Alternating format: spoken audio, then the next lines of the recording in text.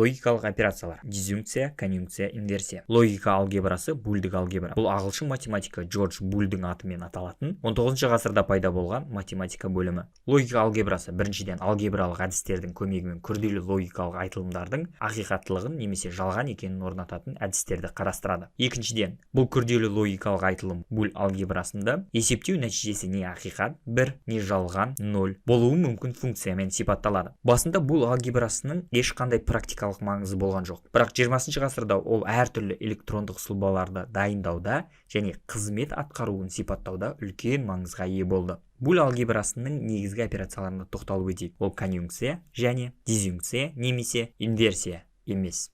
Терістеу, инверсия. Емес жалғаудың көмегімен пікірді теріске шығару амалы логикалық теріске шығару, инверсия деп аталады. Инверсия операциясын белгілену келесі формаларда берілуі мүмкін. Мысалы, а айнымалысы берілетін болса, а терістеу а айнымалысы, нот а емес а арқылы жазылу формалары инверсия операциясын білдіреді. Инверсия операциясының сызбасы инвертор деп аталады және келесі формада беріледі. Инверсия операциясының ақиқат кестесін бірге орып көрейік. А айнымалы берілген. Ол екі мәнді қабылдай алады.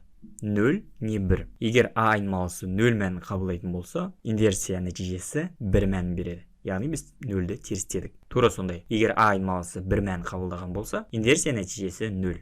Логикалық көбейту. Екі немесе одан да көп пікірді және сөзі көмегімен біріктіру амалы логикалық көбейту, конъюнкция деп аталады. Логикалық көбейту, конъюнкция белгіленуі келесі формаларда берілуі мүмкін. Мысалы, а және б айнымаларын бір-біріне көбейту керек болатын болса, ол келесі формаларда жазылады. А және б, а төмен қараған бұрыш б, а амперсант б, а н б, а нүкте б. Логикалық көбейту конъюнкция сызбасын конъюнктор деп атаймыз. Ол келесі формада жазылады. Конъюнкция операциясының ақиқат кестесін бірге құрайық. Бізде а және б айнымалылар берілген. А және б мәні 0 болатын болса, біз 0 нәтижесін аламыз. Бұл тура математикаға саймасай. Яғни 0 мен 1-ді көбейтеміз 0, 1 мен 0-ді көбейтеміз 0, және де 1 мен 1-ді көбейтеміз 1. Логикалық қосу, дизъюнкция. Екі немесе одан да көп пікірді немесе сөзі көмегімен біріктіру амалы логикалық қосу, дизъюнкция деп аталады. Логикалық қосу, дизъюнкция операциясының белгілену формаларына тоқталып өтейік. Мысалы, а және б айнымалыларының арасында логикалық қосу операциясын орындау үшін келесі жазбаларды қолдана аламыз. А немесе б, а төбеге қараған бұрыш б, а ор б, а қосу б. Логикалық қосу дизъюнкция операциясының сызбасы дизъюнктор сызбасы деп аталады және келесі формада беріледі. Логикалық қосу дизъюнкция операциясының ақиқат кестесін бірге құрайық. Бізде берілген а және б айнымалысы. Мәселен, 0 қосылған 0, жалған қосылған жалған, жалған мән береді. Ал қалған жағдайларда бізде 1 шығады. Логикалық амалдардың орындалу реттілігі. Ең бірінші жақша іші орындалады. Жақша болмаған жағдайда инверсия орындалады. Одан кейін барып көбейту, конъюнкция, ең соңғы дизъюнкция, қосу орындалады. Күрделі өрнектер үшін ақиқат кестелерін құру алгоритміне тоқталып өтейік. Бірінші, жолдардың санын анықтаңыз. Жолдар саны тең 2-нің n дәрежесі қосылған тақырып жолы. n өрнектегі айнымалы саны. Екінші, бағандар санын анықтаңыз.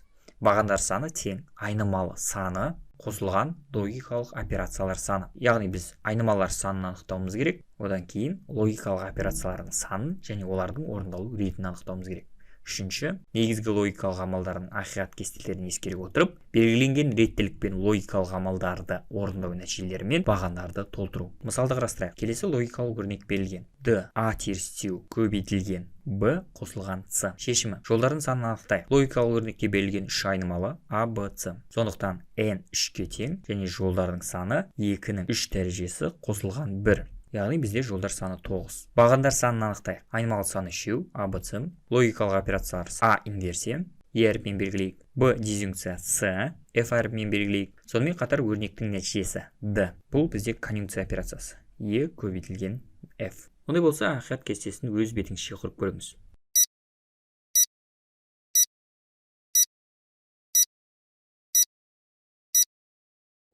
Ақиқат кестесін бірге құрып көрейік. Бізде жолдар саны 9, а айнымалысы 4, 0, 4, 1, б айнымалысы 0, 0, 1, 1, 0, 0, 1, 1, с айнымалысы 0, 1, 0, 1, 0, 1, 0, 1. Бірінші операция а терістеу, е әріпімен белгіледік, 4, 1, 4, 0.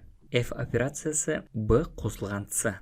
Және ең соңғы операция е көбейтілген f. Сонда бізде нәтиже 0, 1, 1, 1, 0, 0, 0, 0. X логикалық сызбасы берілген, оның логикалық өрнегін және ақиқат кестесін құрыңыз.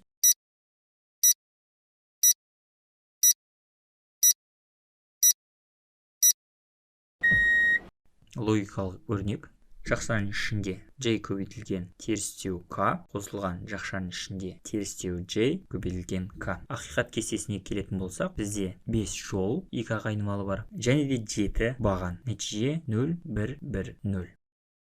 Міне осылай біз дизъюнкция, конъюнкция, инверсия логикалық операцияларын қарастырып шықтық.